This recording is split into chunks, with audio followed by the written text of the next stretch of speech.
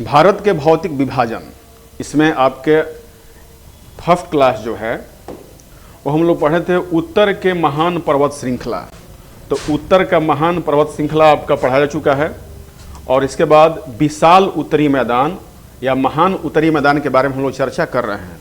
इसमें आपको हम बता चुके हैं कि भारत के मैदान का फिजिकल डिवीजन क्या है। इसमें बांगर से लेकर डेल्टा तक, भाबर क्षेत्र से लेकर और डेल्टा तक मैंने आपको पढ़ा दिया है। आज की क्लास में हम लोग पढ़ेंगे कि भारत के उत्तरी विशाल मैदान का प्रादेशिक डिवीजन कैसे किया जाता है। इस मैप पर भी आप देखेंगे, इस मैप पर भी, तो इस मैप में राजस्थान से लेकर के पंजाब, हरियाणा, उत्तर प्रदेश, बिहार, बंगाल और अरुणाचल प्रदेश तक का इलाका जो आता है यह हमारे विशाल मैदान में आता है।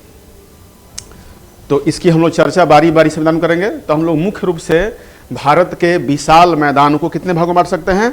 पंजाब हरियाणा का मैदान, राजस्थान का मैदान, गंगा का मैदान और असम का मैदान। या असम के मैदान को ही हम लोग ब्रह्मपुत्र का मैदान भी कहते हैं। तो आप स्पष्ट रूप से इन मैदानों की चर्चा हम लोग आगे करते हैं, और आप देखिए इसके बारे में हम लोग जानकारी। फर्स्ट हमारा है उत्तरी भारत के विशाल मैदान का प्रादेशिक आधार पर वर्गीकरण। तो प्रदेश क्या होता है? प्रदेश का मतलब कि किसी राज्य में, किसी विशेष भौगोलिक प्रदेश में बसा हुआ होता है। तो इसकी हम लोग चर्चा करेंगे। सबसे पहले आप लिख लीजिए कि इस मैदान को हम लोग कितने भागों में बांटेंगे। तो पहला भाग आप लिखिए सिंधु का मैदान या पंजाब हरियाणा का मैदान। इसको आप नोट कर सकते हैं, सिंधु का मैदान या पंजाब हरियाणा का मैदान। इसे हम लोग 4 भागों में बांटते हैं। इसके 4 उपवर्ग हैं।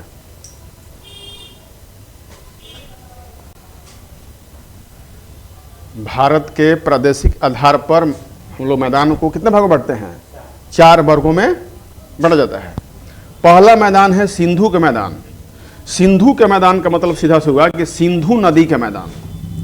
सिंधु नदी अपने सेडिमेंट से और अपनी सहायक नदियों से जिस मैदान का निर्माण की है उसे क्या बोलते हैं? सिंधु के मैदान। सिंधु नदी भारत के उत्तरी पश्चिमी भाग में बहती है, और उत्तरी पश्चिमी भाग में आप देखेंगे कि पंजाब और हरियाणा का जो विशाल मैदान है उसका निर्माण कौन करती है? सिंधु नदी तंत्र द्वारा। और सिंधु नदी के तंत्र का एक बड़ा मैदान कहाँ चला जाता है? पाकिस्तान में। उसे पूर्वी पाकिस्तान या सिंध प्रांत कहते हैं। तो पाकिस्तान के सिंध प्रांत में भी हमारे सिंध मैदान का क्षेत्र पाया जाता है, और भारत के पंजाब और हरियाणा में सिंधु और इसकी सहायक नदियों द्वारा इस मैदान का निर्माण किया गया है। अब इसे देखिए, सिंधु का मैदान या पंजाब हरियाणा का मैदान को हम लोग कैसे बांटेंगे? इस मैदान का निर्माण सिंधु और उसकी सहायक नदियों द्वारा लाए गए जलोढ़ मतलब कि सेडिमेंट से हुआ है। पंजाब के मैदान का निर्माण यहाँ बहने वाली 5 नदियों, कितनी नदियां? 5 मतलब क्या हुआ? 5 नदियों। 5 नदियों का समूह से इसका नाम क्या पड़ा? पंजाब। पंज माने क्या होता है? पंज माने हुआ 5, और आब माने होता है क्या? नदी। माने 5 नदियों द्वारा इस मैदान को क्या किया गया है? निर्मित किया गया है। सवाल आपसे पूछेगा कोई कि पंजाब का नाम पंजाब क्यों पड़ा? तो 5 नदियों द्वारा इस मैदान का निर्माण किया गया, इसलिए इसका कहा गया पंजाब। इसमें देखिए कौन कौन नदी है? झेलम है, चिनाब, रावी, ब्यास और सतलज। नोट कर सकते हैं आप कि पंजाब के मैदान के निर्माण में 5 नदियां झेलम, चिनाब, रावी, ब्यास और सतलज है। इसी के द्वारा इस निर्माण हुआ है। हरियाणा और दिल्ली राज्य सिंधु और गंगा नदी तंत्रों के बीच जल विभाजक कहलाता है। ध्यान रखिएगा, हरियाणा और दिल्ली राज्य माने हरियाणा और दिल्ली को कौन अलग करता है? इसे हम लोग कहते हैं सिंधु और गंगा नदी तंत्रों के बीच जल विभाजक का काम करता है। हरियाणा और दिल्ली वह उच्च क्षेत्र है जिससे एक तरफ क्या बहती है? सिंधु नदी तंत्र, और दूसरी तरफ गंगा नदी तंत्र। तो इस मैदान के पूरब में कौन हो जाएगा? गंगा नदी तंत्र हो जाएगी। मतलब कि सिंधु नदी तंत्र को और गंगा नदी तंत्र को अलग क्षेत्र कौन सा है? हरियाणा और दिल्ली। ये 2 राज्य मिलकर जल विभाजक, माने इस देखिए, इसे मान लीजिए कि यहां पर हो गया दिल्ली, यहां पर क्या है? हरियाणा। हरियाणा तो दिल्ली और हरियाणा के अगर हम दूसरे क्षेत्र में जाएंगे तो एक तरफ क्या हो जाएगा, पश्चिमी ओर सिंधु नदी तंत्र क्या हो जाएगा, सिंधु, इधर क्या हो जाएगा, गंगा। तो बीच में कौन डिवाइड करता है, दिल्ली और हरियाणा। अब दिल्ली और हरियाणा के पूर्व में कौन क्षेत्र हो जाएगा, गंगा नदी क्षेत्र। और दिल्ली हरियाणा के पश्चिम में क्या हो जाएगा, सिंधु नदी तंत्र। दिमाग पर जोर डालिए, हरियाणा और दिल्ली जल विभाजक काम करता है। हरियाणा और दिल्ली के पश्चिम में क्या हो जाएगा, सिंधु नदी तंत्र, और पूर्व में क्या हो जाएगा, गंगा नदी तंत्र। इसीलिए इसको जल विभाजक कहते हैं। एक कारण और है कि इसके पश्चिम का जो जल है, इसके जो पश्चिम का जल है इसके, वो पश्चिम की ओर कहां गिरती है, अरब सागर में। कहां गिरती है, और गंगा नदी कहां गिरती है, बंगाल की खाड़ी में। तो सिंधु नदी कहां गिरती है, कराची के निकट अरब सागर में, और गंगा कहां गिरती है, पश्चिम बंगाल में गिरती है, बंगाल की खाड़ी में गिरती है। तो जल विभाजक का कि एक इधर से जल इधर जा रहा है, इधर से जल इधर जा रहा है, एक जल पूरब जा रहा है, एक जल पश्चिम जा रहा है। तो बंगाल खाड़ी बंगाल में है, पूरा बड़ा क्षेत्र, उसमें कोई जिला नहीं है। समुद्र कोई जिला होता है, फिर सवाल मत पूछा करो। चलो आगे बढ़ो। अब देखो,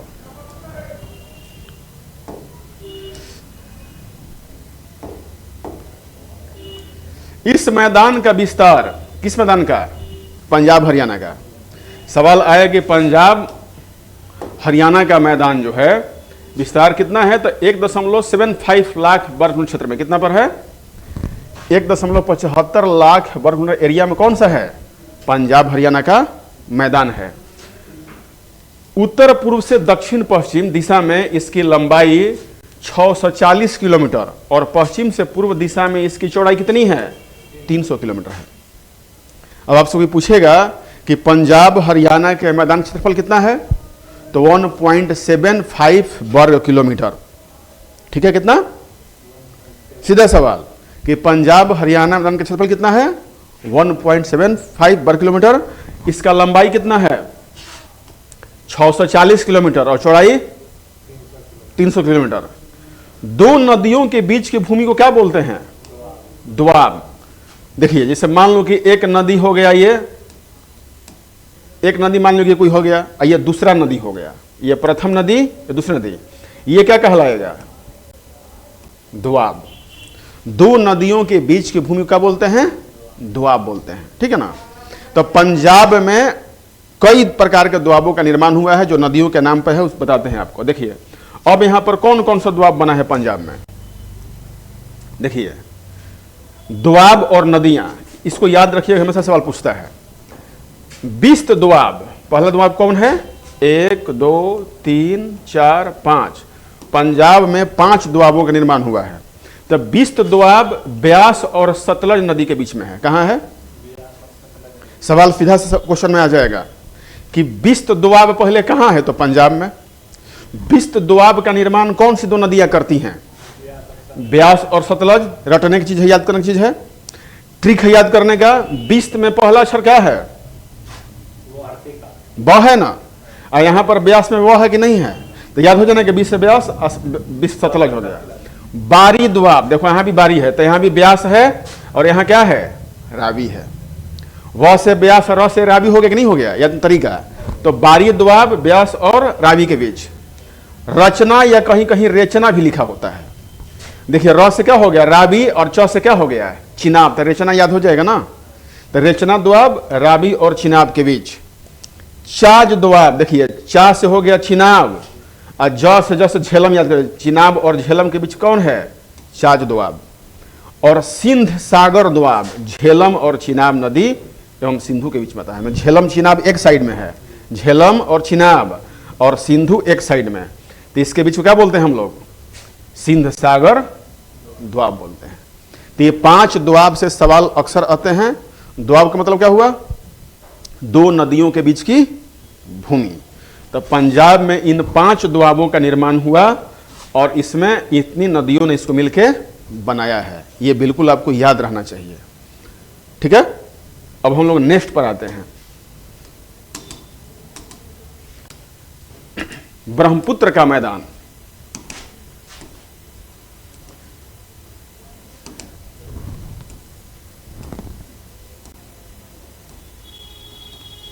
देखिए दूसरा हम लोग अब सीधे कहाँ चल गए, पूरब। ये हम लोग पश्चिम पढ़ लिए, आप सीधे कहाँ चले गए, पूरब। अब बीच में हम लोग मध्यवर्ती गंगा पढ़ेंगे, राजस्थान भी पढ़ेंगे।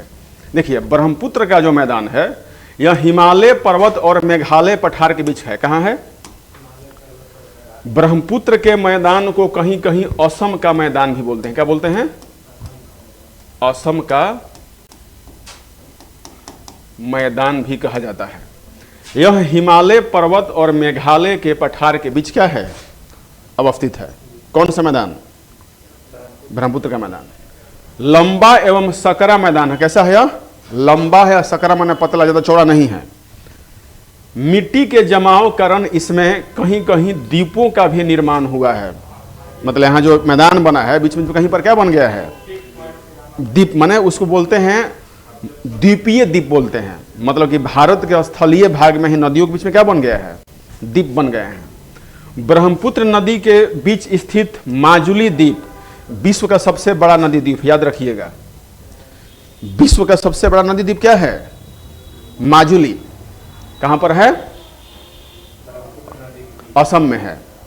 असम में ब्रह्मपुत्र नदी बना है। कैसे का क्या नाम है? माजुली द्वीप। नदी के कटाव के कारण वर्तमान समय में इसी द्वीप का अस्तित्व खतरे में पड़ गया है। मैंने वर्तमान समय में माजुली द्वीप पर इतने कटाव हो रहे हैं, नदी की धारा जा रही है कि लगातार वो कट रहा है और उस पर खतरा उत्पन्न हो गया है।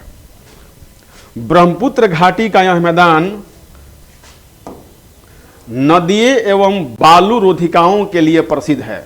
देखिए बालू रोधिका क्या होता है कि मैदान के बीच बीच में कहीं बाढ़ के पानी द्वारा जब बालू बह के चला आया और बीच में एक रोधक रूप में माने ढेर लग गया बालू का, तो उसके उस पार जाने में उसको चढ़ के या उसको ऊपर से गुजरना पड़ेगा।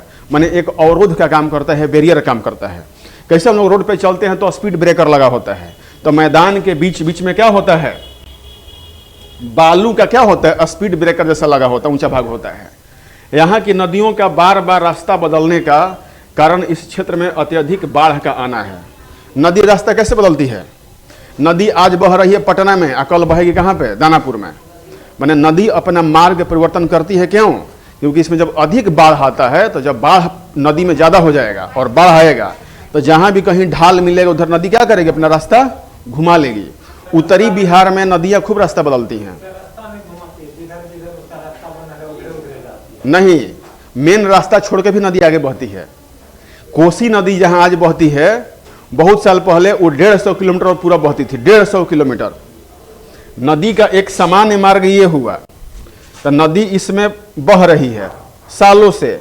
लेकिन जब इसमें ज्यादा सेडिमेंट और पानी की मात्रा चली आएगी तो नदी कहीं से भी क्या हो सकती है, अपना रास्ता तय कर लेगी। और पुराने नदी के भाग को हम लोग बोलते हैं छाड़न झील या ऑक्सबो लेक बोलते हैं। नदी छूट जाती है, इसको हम लोग भागड़ बोलते हैं, छाड़न बोलते हैं। उत्तरी बिहार में गंगा नदी द्वारा भी बनाया गया है। और सबसे ज्यादा मार्ग नदी कौन है बिहार में? कोसी नदी। इसीलिए कोसी को बिहार का शोक भी कहा जाता है। क्यों? बाढ़ लाती है और मार्ग बदलती है। अब मार्ग बदलेगी तो उसके रास्ते में जो भी गांव है क्या करेगा, बहा देगा और वहां से बहना शुरू हो जाएगी। बीच में जो खेत थे वहां पर क्या हो जाएगा, सेडिमेंट बालू आ जाएगा और सब खेत क्या हो जाएगा, बंजर हो जाएगा, रातों रात बंजर। एक व्यक्ति ऐसे थे कोसी क्षेत्र में जिनका 150 एकड़ बीघा जमीन था, 150 एकड़। और जब नदी ने मार्ग बदला तो उनका 150 एकड़ में नदी क्या कर दी, सेडिमेंट डाल दी, बालू बजड़ी पत्थर बिछा दी और पूरा क्या हो गया बेचारा, कंगाल। जिसका 150 एकड़ जमीन हो, वहां सब जगह बालू बजरी रेत हो जाए तो खेती कैसे करेगा। तो इसलिए कोसी को बिहार का क्या बोलते हैं, वो हम लोग बाद में पढ़ेंगे, नदी में पढ़ेंगे। अब देखिए ब्रह्मपुत्र नदी अपनी घाटी में उत्तर पूर्व से दक्षिण पश्चिम दिशा में बहती है एवं बांग्लादेश में प्रवेश करने से पहले यह दक्षिण की ओर मुड़ जाती है। इसके फलस्वरूप एक उपजाऊ मैदान का निर्माण होता है। यहाँ मुख्य रूप से चावल और गन्ना जूट की खेती की जाती है। चावल, गन्ने और जूट की ब्रह्मपुत्र मैदान में कृषि की जाती है। तो ये इसकी विशेषता है। अब इसी में मैदान में देखा जाए तो भारतीय मरुस्थल भी है। कहाँ पर है? राजस्थान में। राजस्थान का जो मैदान है उसका पश्चिम भाग क्या है, भारतीय मरुस्थल है। विशाल भारतीय मरुस्थल अरावली पहाड़ियों से उत्तर पश्चिम स्थित है। यहाँ पर बहुत से अनुदैर्घ्य रेतीले टीले पाए या बरखान पाए जाते हैं। मतलब कि कैसे आप लोग टेलर से बालू उतारते हैं तो इस मैदान में कहीं कहीं इतने अधिक बालू इकट्ठा हो जाते हैं कि उसे हम लोग क्या कहते हैं, बरखान। ये हम लोग पढ़ेंगे बाद में, जो हम लोग पढ़ेंगे विभिन्न प्रकार की स्थलाकृतियाँ पढ़ेंगे, तो उसमें बरखान का पूरा मैं डिटेल आपको बताऊंगा। मतलब ये एक तरह का क्या है, बालू का बहुत बड़ा ढेर होता है बरखान। यहाँ पर वार्षिक वर्षा कितनी होती है, 150 मिलीमीटर तक होती है, माने बहुत कम वर्षा होती है। यह क्षेत्र शुष्क और वनस्पति रहित है, माने यहाँ पर क्या है, वर्षा कम और वनस्पति क्या हो जाते हैं, पेड़ पौधे कम पाए जाते हैं। थार मरुस्थल का अधिकांश क्षेत्र राजस्थान में स्थित है, परंतु इसका कुछ अंश पंजाब, हरियाणा और उत्तरी गुजरात में भी है। थार मरुस्थल विश्व का सर्वाधिक जन घनत्व वाला मरुस्थल है, माने इस मरुस्थल में जनसंख्या है, जनसंख्या पाई जाती है। डेंसिटी यहाँ लोग क्या है, ज़्यादा है, क्योंकि पूरा सूखा डेजर्ट नहीं है, इस डेजर्ट में कहीं कहीं खेती की जाती है, तो इसलिए इसमें जनसंख्या पाई जाती है। यहाँ की प्रमुख स्थलाकृतियों में स्थानांतरित रेतीले टीले, माने टीले आज यहाँ बालू के बने हैं इस जगह पे। जैसे मान लो कि स्थानांतरित का मतलब हुआ कि बालू के टीले क्या होते हैं, आगे बढ़ते जाते हैं। जैसे मान लो कि ये पूरा क्षेत्र है, ये सब जगह बालू बालू है और यहाँ पे बालू का टीला है, लेकिन हवा अब इसको उड़ा के क्या होगा, ये धीरे धीरे छोटा हो जाएगा और ये बालू कहाँ हो जाएगी, यहाँ इकट्ठा हो जाएगी। फिर यहाँ से बालू कहाँ उड़ के चला जाएगा, यहाँ। तो इसी को क्या बोलते हैं, स्थानांतरित बालू के टीले बोलते हैं, ये पाए जाते हैं यहाँ पे।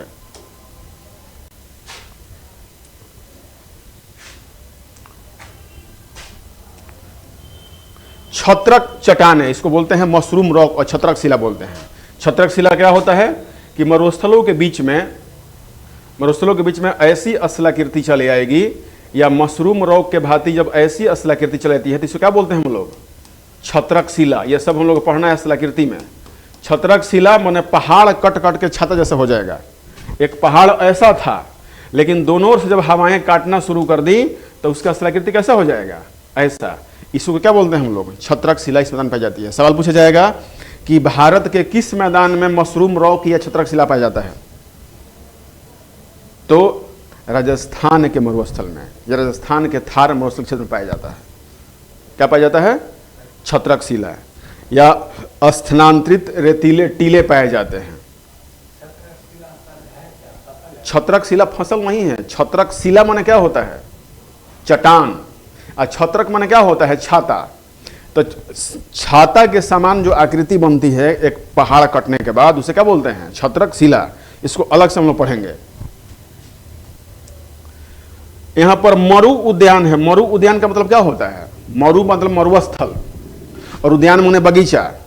तो मरुस्थलों में कहीं कहीं जो डाउन स्लेप वाला एरिया होता है, तो सब जगह का पानी कहाँ इकट्ठा हो जाएगा, इस क्षेत्र में। ऐसे समझिए, मरुस्थलों में कोई मरुस्थल है और जहाँ पर क्षेत्र डाउन होगा वहाँ पर क्या हो जाएगा, पानी। और जब पानी या झील हो जाएगा तो यहाँ पर क्या हो जाएंगे, खजूर के वृक्ष, बबूर के वृक्ष इत्यादि पाए जाएंगे। तो यहाँ लोग अपना क्या करेंगे, घर बना लेंगे, क्योंकि उन्हें यहाँ पर पानी क्या है, उपलब्ध है। तो मरु उद्यानों में जनसंख्या पाई जाती है। ऐसे भी दुनिया के सभी सभ्यताएं वहीं विकसित हुई हैं जहाँ पर नदी घाटी हो, नदियाँ का मीठा जल हो।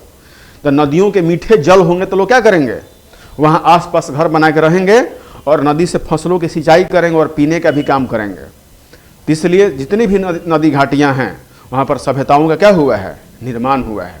जैसे सिंधु घाटी सभ्यता सिंधु नदी किनारे, मिस्र की सभ्यता नील नदी किनारे। तो सभ्यताएं कहाँ बसती हैं, पहले कहाँ बसी, मीठे जल की नदियों के किनारे विश्व की बड़ी बड़ी सभ्यताओं का निर्माण हुआ है। उसी प्रकार अगर देखा जाए तो इन मरुस्थलीय क्षेत्रों में जहाँ पर मरु उद्यान है वहाँ पे जनसंख्या पाई जाती है। यहाँ पर प्लाया झीलें पाई जाती हैं। प्लाया झील का मतलब होता है कि उसके सूखने पर उसके तली में क्या हो जाएगी, नमक हो जाएगा। प्लाया झील का मतलब हुआ, देखो यही ये मरुस्थल का क्षेत्र है और यहाँ पर पानी लग गया है। क्या लग गया है, पानी। जब यहाँ सूख जाएगा तो सतह पर क्या बिछ जाएगी, नमक।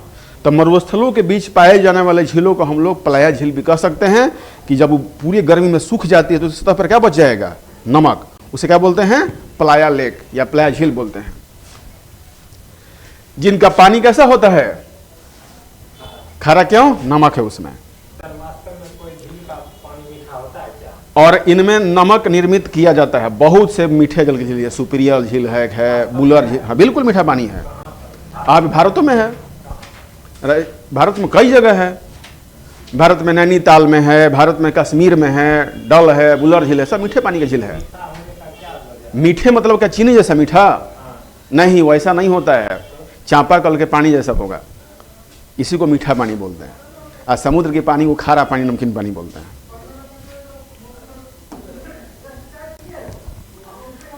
ढाल के आधार पर थार मरुस्थल को दो भागों में बांटा जा सकता है। मरुस्थल जो है उसका ढाल होगा ना, मैंने एक कैसे खेत में ढाल होता है, शहर का ढाल होता है, वैसे मरुस्थल का भी ढाल होता है। उत्तरी भाग पाकिस्तान के सिंध प्रांत की ओर ढाल है, माने भारत का जो थार मरुस्थल है तो इसका उत्तरी भाग जो है तो पाकिस्तान के सिंध प्रांत की ओर ढाल है, और दक्षिणी भाग कच्छ के रण की ओर ढाल वाला क्षेत्र है। अब सवाल आ जाएगा कि भारत के थार मरुस्थल ढाल दो तरह में है, तो एक ढाल हो जाएगा किधर?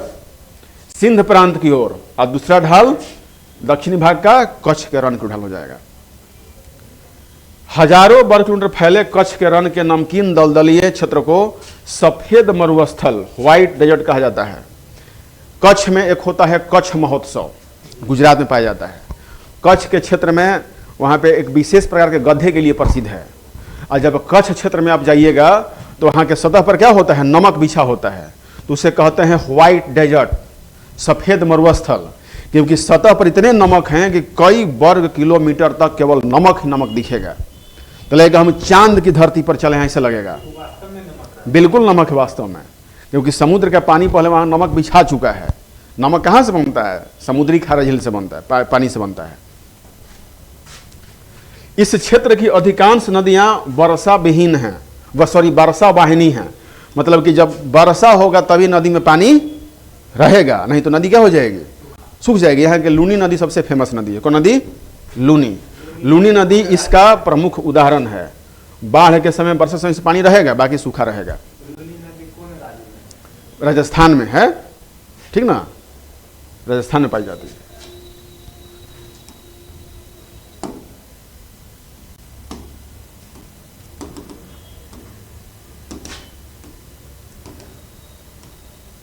थोड़ा सा पेज उल्टा लग गया था, इसलिए आपको दिक्कत हो गया।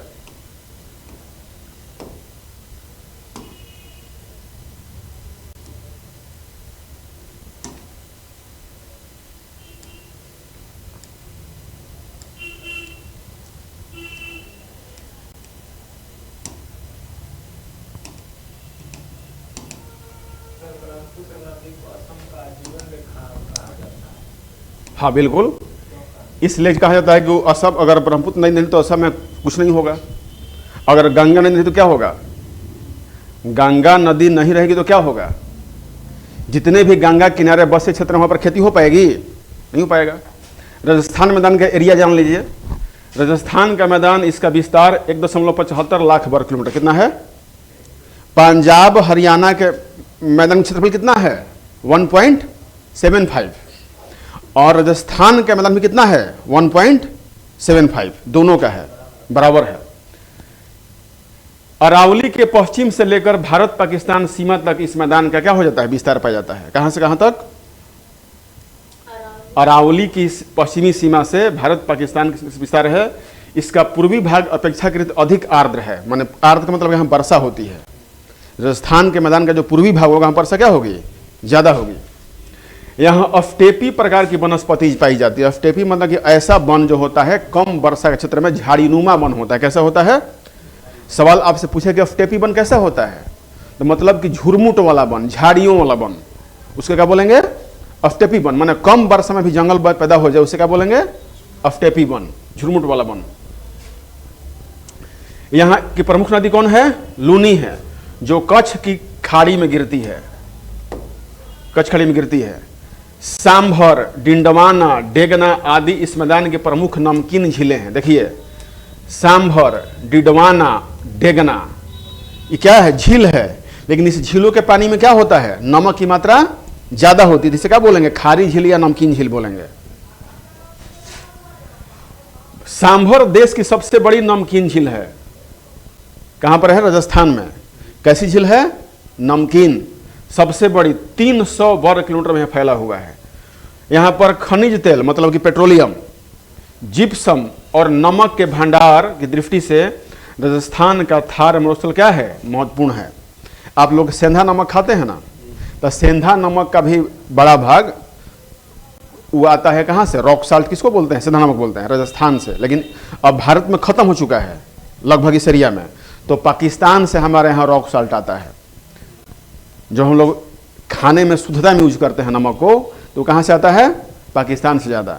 लेकिन पाकिस्तान के इसी थार मरुस्थल हिस्से से आता है। यहाँ कृषि को जल उपलब्ध कराने के लिए इंदिरा गांधी नहर का विकास किया गया है। मैंने राजस्थान के मैदान में किस नदी सिंचाई होती है, नहर से, इंदिरा गांधी नहर सिंचाई होती है। राजस्थान के समस्त मरुस्थलीय प्रदेश में रेतीले टीले तथा बरखान पाए जाते हैं। इस मैदान का बड़ा भाग बालू के स्तूपों से ढका है। बालू का स्तूप समझते हो, बालू के ढेर को ही स्तूप बोल देते हैं। मिट्टी का बहुत बड़ा ढेर लगा दीजिए, क्या बोलेंगे, स्तूप बोलेंगे। महात्मा बुद्ध के शरीर के अवशेषों पर स्तूप बनाए जाते हैं। स्तूप क्या होता है, स्तूप का मतलब होता है कि किसी विशेष जगह पर ढेर इकट्ठा कर देना। वो मिट्टी से बनाया जाता है, वो ईंट से बनाया जाता है, उसको ऊंचा टीले से बना दिया जाएगा। तो यही हमारा स्तूप है। स्तूप का मतलब होता है ढेर होता है, ठीक है ना, ऊंचा ढेर। राजस्थान के मैदान में 25 सेंटीमीटर वर्षा सम वर्षा रेखा राजस्थान के बांगर एवं थार मरुस्थल की विभाजक रेखा कार्य करती है। इसका मतलब समझिए, राजस्थान का जो मैदान है और राजस्थान के बांगर एवं थार मरुस्थल, मतलब राजस्थान का इलाका ये है, ये इलाका राजस्थान का है। तो इस इलाके में ये जो बीच का लाइन है, यहाँ पर 25 सेंटीमीटर वर्षा जिस एरिया में होती है उसे क्या बोलते हैं, बांगर। आप 25 cm से जिधर कम होगा उसे क्या बोलेंगे, मरुस्थल। माने 25 सेंटीमीटर की जो वर्षा लाइन है इस मैदान को क्या करती है, डिवाइड करती है। जहां वर्षा 25 सेंटीमीटर ये से अधिक होगी क्या कहलाएगा, बांगर। क्या कहलाएगा, बांगर। इस भाग में जहां पर कम होती हो क्या है, मरुस्थल। राजस्थान बांगर की उर्वरा भूमि को यहाँ रोही कहते हैं। माने राजस्थान में जहां पर खेती की जाती है बांगर मैदान, उसे क्या बोलते हैं, रोही बोलते हैं। याद रहेगा। तो ये सब चीज आप पीडीएफ में उसको देखिएगा। पेज एक बीच में थोड़ा सा आगे पीछे हो गया है, लेकिन उसको आप ठीक कर लीजिएगा।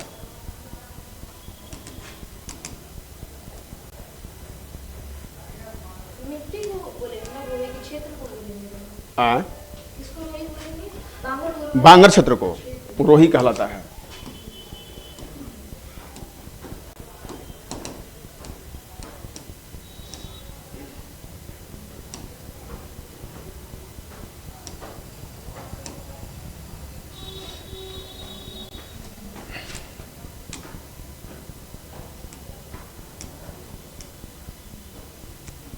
इसको आप नेक्स्ट क्लास में आपको हम पढ़ाएंगे, गंगा मैदान पढ़ाएंगे। गंगा का मैदान बच गया है तो उसको हम अलग डिटेल क्लास में पढ़ाएंगे, ठीक है। तो अभी के लिए इसको बंद कीजिए, फिर हिस्ट्री क्लास हमारा शुरू हो जाएगा। ओके।